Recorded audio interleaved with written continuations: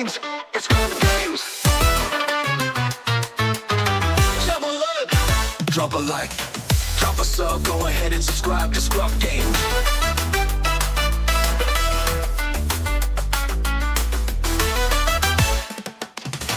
Drop a like, drop a sub, go ahead and subscribe to ScrubGames. How's it going, Scrub Gamers? Welcome back to another video here at ScrubGames, and today we've got a new kind of video. Well, not really new, but kind of new, with some discussion, and a little bit more discussion than just going over and seeing what the new spoilers are, but kind of having a little a little look at one of the new leaders coming out in the next set 4, Jump to Lightspeed, and that is Admiral Piett. So we're going to have a look and kind of have a peek at all the flavors of Admiral Piett you can play that look to come about for the next set, and kind of just see how nice the leader looks.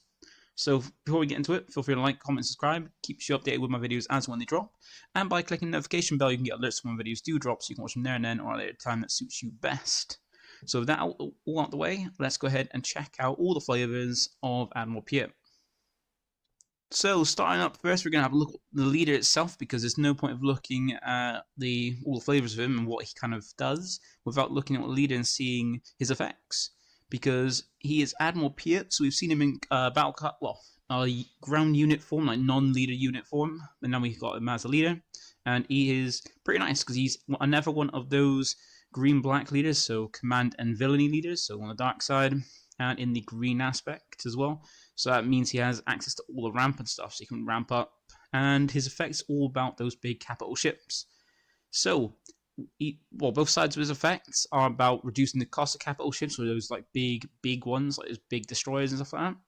And he is commanding the armada, so he's kind of ties well with his effect because he's going to bring out a lot of those ships. So he is a Imperial and Official, so that's his traits. So a good benefit of the Imperial ones that we got from like this first set, and we've had sprinkle out across some of the sets little by little, but you got a lot of stuff to boost him with the Imperial tag from set 1. He's also Official as well, so you got kind of a little bit of that kind of benefit. I'm not sure how much, but you got that tech one as well. And he deploys quite quickly as well, at 5 resources, which is quite nice. So if you don't ramp, that is as early as turn 4. So remember, if you think about the numbers, but when you control a certain amount of resources, if you're resourcing every turn and you don't ramp, you start off with 2, so you're basically looking at 5, you're looking at 1 less, and that's a turn if you're just charging every turn, and then every turn after that. So turn 4 is as early as you can drop it if you're resourcing every turn, not ramping. If you ramp, you can get him out a little bit early, and you can ramp up quite well. There's a nice way you can get very quickly out big ships, which is cool. And his effect's all about capital ships, because his effect, when he's in the leader area and when he's not deployed, is an action, and you need to tap him as the cost. So you need to tap him, and then you get to play a capital ship unit from your hand, and it costs 1 less, reducing the cost of the capital ship by 1 to play it. So it means you can turn any of them that have the capital ship as the trait down for 1 less, which is pretty nice. You can even get a capital ship out on turn 1. It's like one of those little ones from set 2, which we'll go over and see in a bit. But when he's deployed, he does the same thing, but at in a better way, because like most leaders, they either change their abilities when they deploy or they improve on them. And Piett does improve on this, because now you don't have to have an action to do anything to kind of trigger this effect. It's just always in play, and that is that each capital ship unit you play costs 2 less. And now instead of just reducing it by 1 when he's not deployed, you now deploy him at a solid 2/7 as well, which is a good amount of bulk, good amount of power. Like 2 power is reasonable, and 7 power is really good. Same stats as Cunning kind of thing. And now your capital ships now cost 2 less rather than 1 less, and you don't need to do an action to kind of do it. To just play them out, you just play them out, and it's not just once a turn, because you're tapping him. You can only tap him once when he's in the lead area. But he's deployed, you can all your capital ships, so you can play multiple potentially in a few turns, which is really cool. So turning some of those big ships like Avenger from 9 cost to 7 cost is great, and considering he's in the aspects of ramp, you've got a good amount of stuff there, which is pretty cool. So that is the leader. Now let's have a look and see whatever stuff we've got to go over with Piett. So considering he is all about his capital ships, let's have a look and see what the old capital ships we've got, because we've had 3 sets before he drops. So we've had some capital ships in there. That's pretty nice ones. You've got a fair amount in blue, a lot in his own aspects as well, being green. And then you've got just a couple we've had before, just 1, and like a couple in red, yellow, and just black. So for blue, you start off with Avenger. Avenger being the big one from set 1, one of the best ones. Comes down 9 cost, 8/8, and then just makes sure force your opponent to defeat one of the non-leaders when it's played or attacks. Very nice there, and getting that as a 7 cost or even 8 cost is very good. You've got some new ones that we got for set 3, because we read them back in the Old Republic kind of era. You've got Providence Destroyer and Malevolence being ones that you can also reduce down, even then reduce down a lot more. Like Providence Destroyer, you can potentially play this as a 2 cost, because the 2 cost reduction by Piett on just general, from about 8 to a 6. Because you got Exploit, you can defeat 2 other units to make it down to a 2 cost and play it as big old Campbell ship for 2 costs. It's pretty nice. And even Malevolence you can play for free if you get its full exploit and reduce the cost by Piett, which is pretty nice. He comes in as 7/7 with Restore 2, and also then can stop something from attacking, and also reduce the power of it as well to make it easy to take out. So that's the blue ones we've got. And then for the green ones we've already had, we've got Relentless, Devastating Finalizers, those big ships for the Imperial and the First Order, going up in costs and power slowly. And then we've got the ones that aren't at the dark side of green. We've got Outlaw Corona being the capital ship you can play turn 1 with Piett, and also Artequin's Assault Cruiser being a nice one you can get out, and it has that ambush and also an extra bit of ramp as well. So you know about, if you've been playing since the first game, the first set, then you know how great Relentless and Devastator are. Relentless just has the effect. It's the same as Avenger in terms of cost and stats, but its effect, because it's a ship, is that the first event your opponent would play in that turn has no effects. So basically, they can use an event, and if it's the first one they play, it has no effects, so they have to use an event to bait out its effect before they can use the event they want to play. So it means they've got to pay more or do more things just to deal with Relentless. Really nice one, really nice against those hard control decks, really nice there. You got Devastator being a very nice ship, 10 cost 10/10. Comes in with Sentinel and Overwhelm, so piercing damage and basically a defender. And then it just comes down and deals damage to any unit equal to the number of resources you have. So you can bring it out a little bit cheaper. So you can bring it out as minimum now as an 8 with Piett. So still do 8 damage to something, which is pretty cool. And dropping this early means you're going to be basically controlling the space arena, which was what Piett kind of wants to do. And then also start hitting hard too. Then you got Finalizer. I'd never had it come out. It hasn't really seen much play. I've seen barely any play, and doesn't really have as much impact as Relentless from Devastator, but it's pretty nice because 11 costs 11/11, so it's one of the strongest units in the game at the moment. Probably, I think it might be the strongest without buffs. I think so. And it comes down as Overwhelm as well, which is a piercing damage just like Devastator, but has an effect to allow you to capture your opponent's units with yours. So all your units you have in play can capture one of your opponent's units in the same arena. So if your opponent's got 3 in each arena, and you've got 3 in each arena, your units can capture their whole board, like basically take the whole board.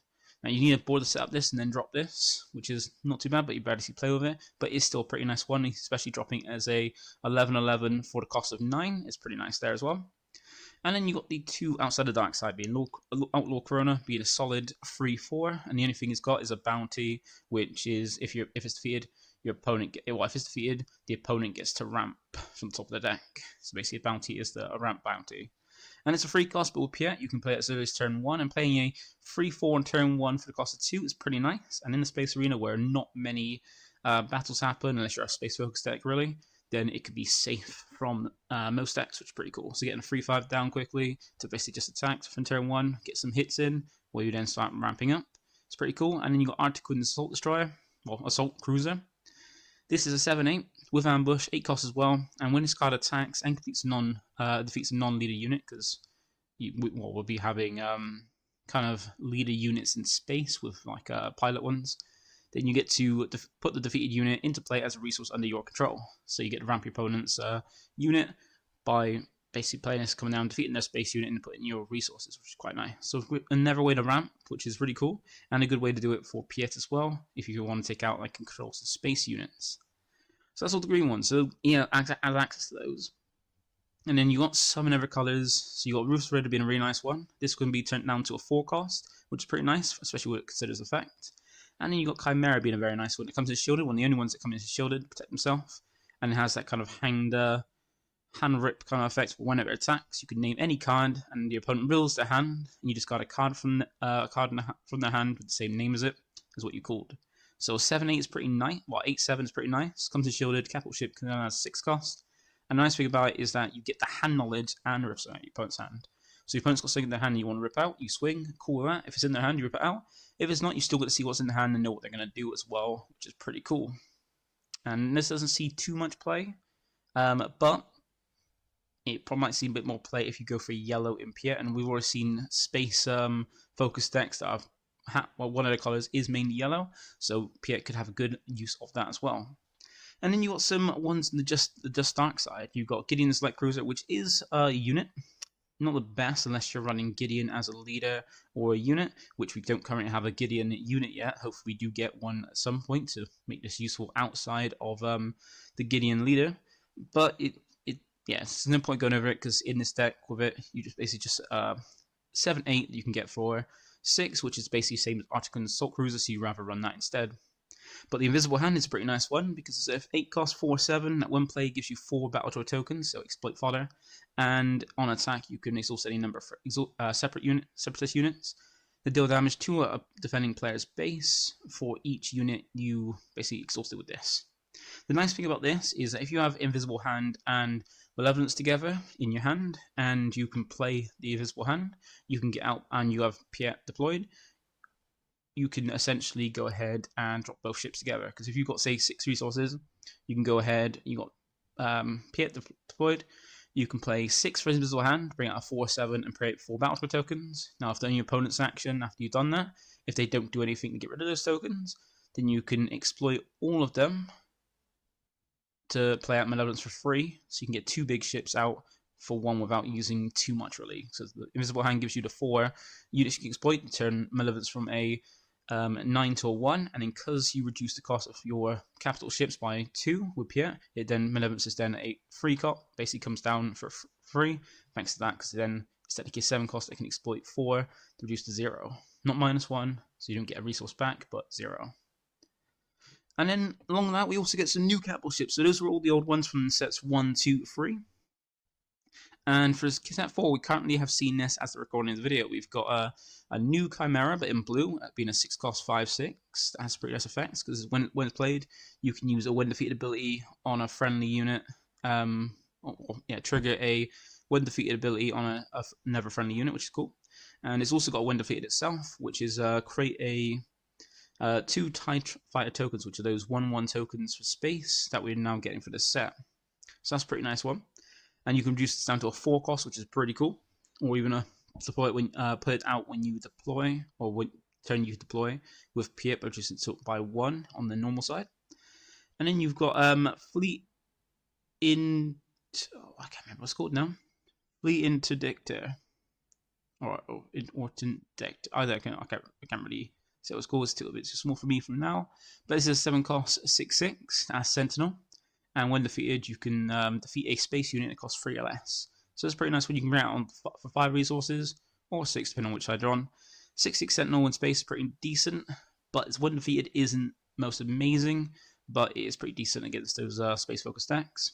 And you got the Invisible Hand being another one. So we got a second Invisible Hand, and this is a 6 cost 6/6 with a when played or when this card completes an attack and survives. It's got in little brackets.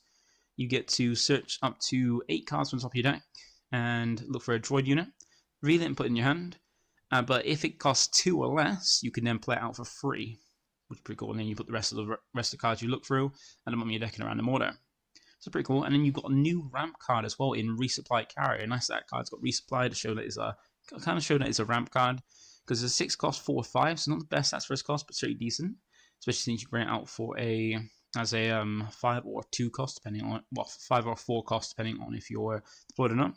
And it's effectively just one played. You can put the top card of your deck into play as a resource. Just put in play as a resource. So you essentially ramp this out, and you got a nice little ramp turn to kind of get some big ships out on turn 4, which is pretty cool, which we'll go over a bit. Then you got a new Devastator as well, so brand new Devastator, 8 cost 9/6, so a huge amount of power, not so much bulk. But this is a nice one because we got that new effect called Indirect Damage. And what that basically does is allow you to do damage to either a base or a unit, and it can't be stopped or can't be even protected by shielded units. It means you can do damage to it, go through shields, but the player who's being damaged by indirect damage gets to control where it goes. But Devastator's got a effect on it where while you have it on board, you assign all indirect damage that you deal to your opponent. You get to assign where it goes. Whereas normally, you're doing direct damage, your opponent gets to choose where it goes. They can choose to put it wherever they want. But while you have this Devastate on the board, you can choose where all of their indirect damage goes. Pretty nice. And it's also got one blade allowing you to deal 4 indirect damage to each opponent. So you can just deal straight out 4 damage. You can go all to your opponent's base, or spread out as however you choose. Because indirect damage, you don't do all of it to one unit. You basically you can spread it out, which is cool. And the last one we've had revealed so far is Quasar TIE Carrier. Now, it's a 6-cost 5/7 that on attack allows you to create a TIE fighter token, which is one of those 1/1 units. So I could just swing, create a little space fodder unit, which is pretty nice. And pretty good stats for its cost 1. It can be reduced even further to a 5 or 4 cost, depending on when you got Piett or if it's deployed or not. So those are the capital ships you got that kind of benefit from Piett. We might be for more, but currently we're quite early in the reveal season, so it hasn't been much to come out yet.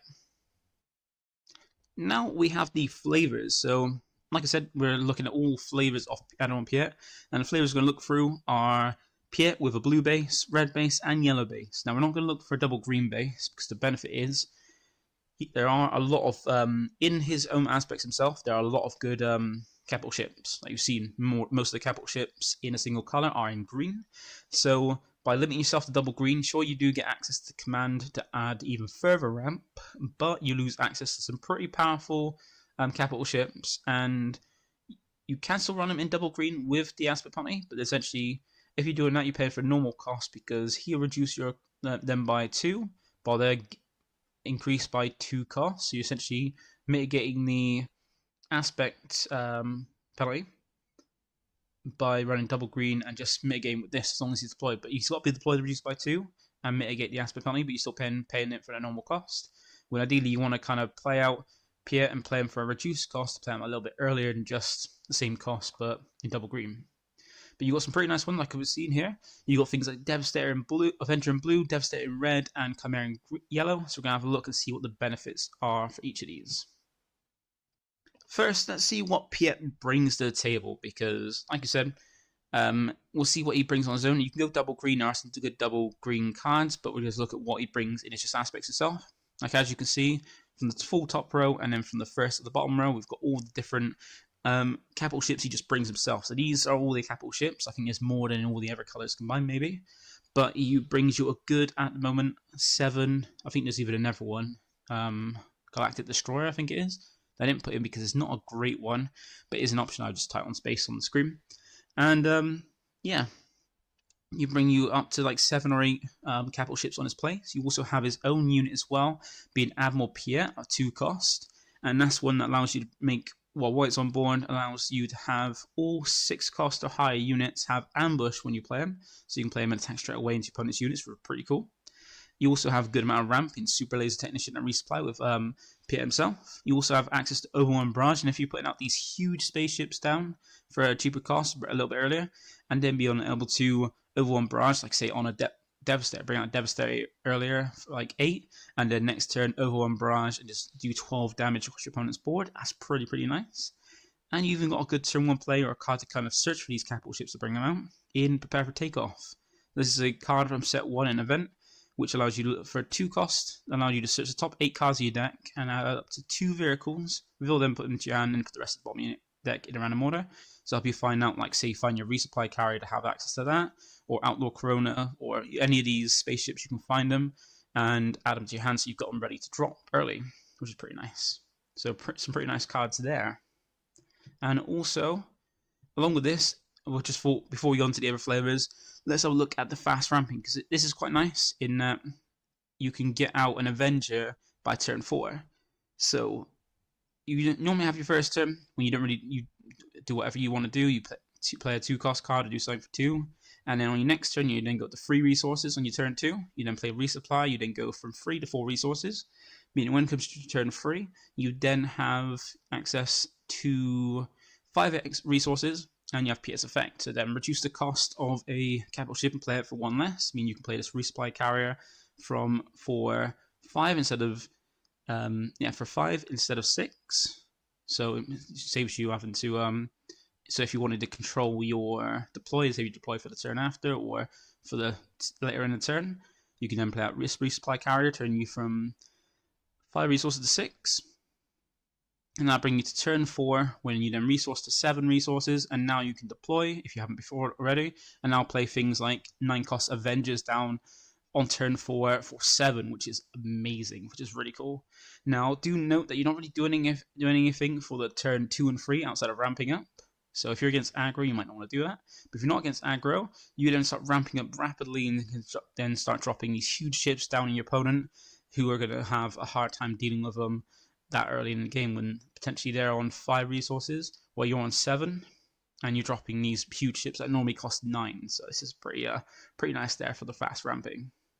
So starting off with Vigilance, this is what you've got at the moment currently. Remember, we are getting more spoilers as and when we go, because we're still quite early into the spoiler season. But we've got, from the first one, we got Avenger being a fantastic capital ship to play. One you're definitely going to play if you're playing blue. It's just one of the best ships out there, and one that is always played in those dark side blue-green strategies. You then have Providence, Destroyer, and Malevolence we got from set 3, being some nice new ones. And I do like the nice combo you've got with Invisible Hand and Malevolence from set 3, where you can bring them both out in one turn for, well, just bring it out together, thanks to Invisible Hand giving you the fodder for Malevolence to then play out cheaper, which is pretty cool. And then you've got Chimera and Fleet Interdictor for the new set. Pretty nice effects. Chimera being very nice to trigger some of those when defeated abilities. Now, you do note that it won't work on Super Laser Technician because it has to ramp itself, but other ones that have when defeated effects can trigger, which is pretty nice. So you can trigger like Cobb Bamf Whites on board, which is pretty cool.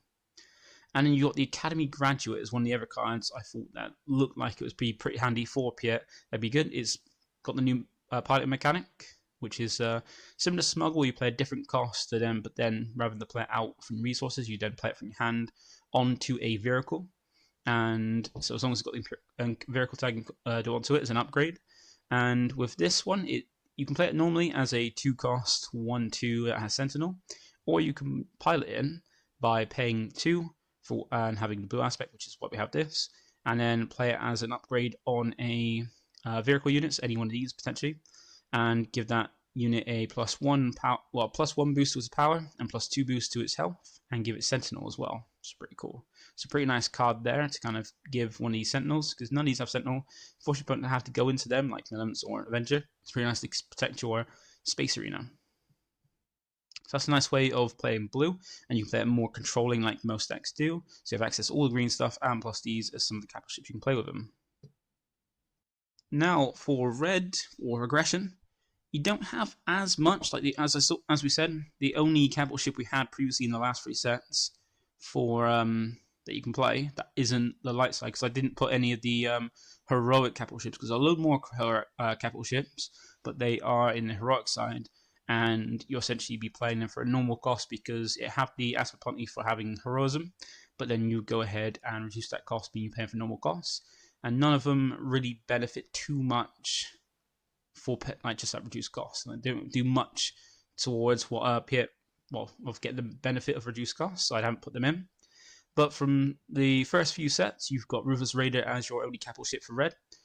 In the dark side anyway, but still a really good one because it's not unique, so you don't have to worry about having more than one on board, and you can play it down, turn it from a 4-cost to potentially a 4-cost, which is really cool, to come down as a 4/6, do damage to any unit and to your opponent's base, and then when defeated do the same thing, is really cool. And even then, if you play Ruthless Raider, wait, no, you can't really do it with Chimera, can you? Because it's blue, unless you want to play the aspect penalty out for that. But you start with pretty nice effects where you've got, basically a way to deal damage and stuff, be very aggressive, and just reduce these down to 4 costs is very nice. Then you want a new Devastator, which can come down as a 6-cost, a 9/6 for 6. That then allows you to assign all indirect damage, which is really cool. Nice to have control of that. And when it plays, come down and deal 4 indirect damage straight away, so then you can choose where it goes. And then have a really nice card in Planetary Bombardment as well, which is pretty cool. So this is a 6-cost event that comes in the next set as well, for set 4. And it allows you to do 8 indirect damage to a player. Remember, if you control Devastator, you can choose where it goes. You can chuck straight at your opponent's base.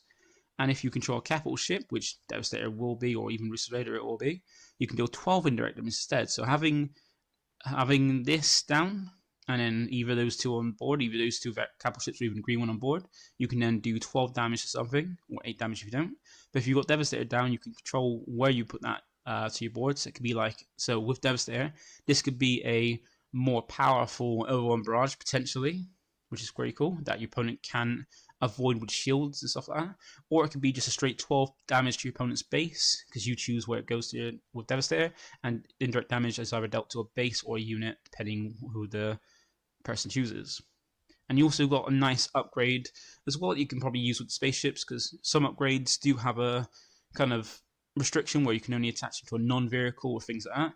But Armor to the Teeth is one of those ones that doesn't have that restriction, and it's pretty nice because you can put it onto any unit, and it's a 2 cost. Gives it +2 power to that unit, but no extra health. And it gives it a nice effect where when it attacks, you can give another friendly unit +2 power for that attack to be more aggressive with it, which is pretty nice. And it's one you can smuggle out onto spaceships as well. So this is a pretty nice upgrade. I thought it was pretty cool. Now, we could have more capital ships coming out in the set. I have to wait, but currently with what we've got so far, you got some pretty nice stuff, so we could get more. But still, aggression's got not too bad with it, because these are pretty nice cards here, and you got a lot of focus on damage with this too. Now we've got the last favourite, and this is Cunning. Now this is the one that most of the space focus decks are in, because of things like Triple Dark Raid we've got here, and like Sneak Attack, stuff like that. So there's some pretty nice stuff here. And the only capital ship you've got in yellow, so remember we do have a load in green, but we have only one in yellow, is Chimera. But it's a pretty nice one because it comes in shielded, and can then start ripping your opponent's hand. If you know what there's in their hand, then you can rip it out, or potentially rip out something lucky on the first swing, and then see their hand so you know what they've got in hand to start having knowledge of what to rip out for the next turn when you start swinging again. It's pretty nice. Kind of once it gets going, you got that constant like knowledge of what's in the hands. After you see what they've played, you can know what to rip. And then you might have to play a game then with your opponent where you want to rip something out the hand, but they might have resourced it instead to avoid it being ripped out anyway, because it'll be gone.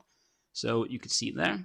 And you got some nice cards as well. You've got some upgrades and pilots as well, like Smuggling Compartment, be a nice one that you can attach to a vehicle, and it gives the unit on attack ready resource, giving you back more resources to play more things, which is cool.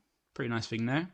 You got Independent Smuggler, being a nice pilot, being a 1 cost that either you play it as a 1/1 ground unit that has raid 1, or you pilot it to play it onto a unit for 1 as an upgrade, giving that unit an extra 1/1 to its stats and giving it raid 1 as well, which is pretty cool. A very nice pilot for if you're playing yellow.